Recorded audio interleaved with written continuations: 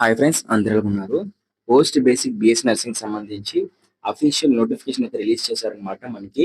ఇవాళ అది మనకి వెబ్‌సైట్‌లో అప్డేట్ చేయకపోయినప్పటికీ కూడానా, మనకి దానికి సంబంధించి పేపర్‌లో అయితే వేశారనమాట. అఫీషియల్ నోటిఫికేషన్ అయితే మనకి వేశారనమాట. పోస్ట్ బేసిక్ బిఎస్సీ నర్సింగ్ సంబంధించి రిజిస్ట్రేషన్స్ అయితే మేము ఓపెన్ చేస్తున్నాం అని చెప్పేసి.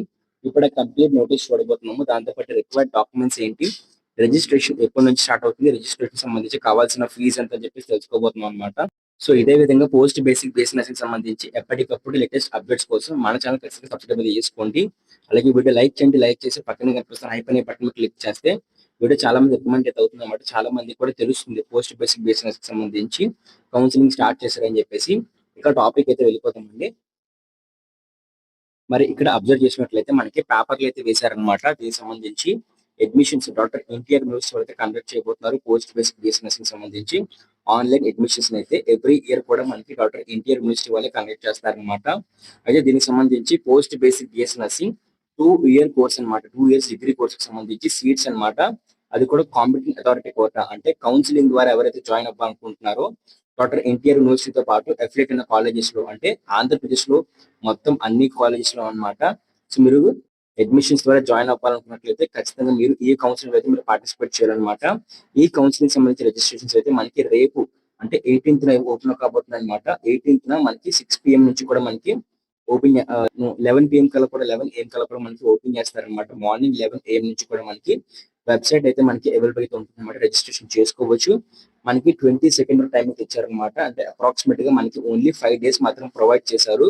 22nd కూడా మనకి 6 PM వరకు కూడా మాత్రమే మనకి రిజిస్ట్రేషన్స్ అయితే ఓపెన్ చేస్తారనమాట.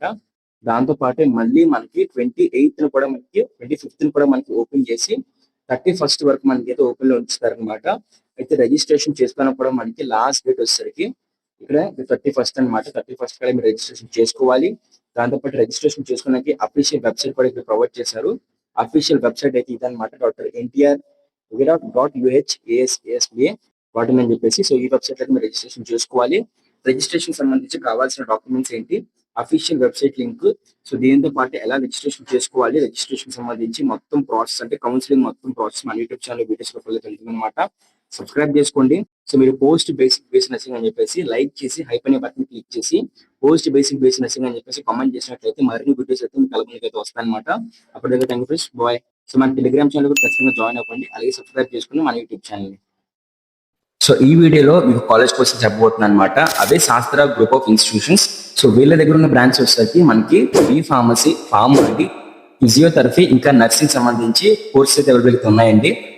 సో అందులో బి ఫార్మసీకి సంబంధించి కూడా మేనేజ్మెంట్ సీట్స్ అయితే ఓపెన్ చేశారు. 75,000 అయితే ఉంటుంది మనకి.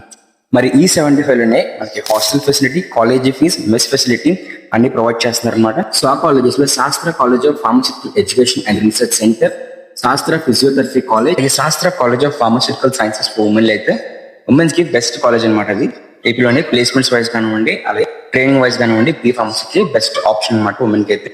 అండ్ శాస్త్ర నర్సింగ్ కాలేజ్ అయితే ఎస్పెషల్లీ ఉమెన్ కోసం అయితే ఉన్నాయండి. సో వీటన్నిటిలో కూడా మనకి మేనేజ్మెంట్ సీట్స్ ఓపెన్ చేశారు అనమాట. ఇక్కడ మీకు ఎంసెట్ కోర్స్ కూడా చూపిస్తున్నారు. మీరు వెబ్ ఆప్షన్స్ పెడుతున్నప్పుడు ఖచ్చితంగా కూడా ఆ వెబ్ ఆప్షన్స్ కోర్స్ చూసి ఖచ్చితంగా వెబ్ ఆప్షన్స్ కూడా పెట్టండి, ట్రై చేయండి.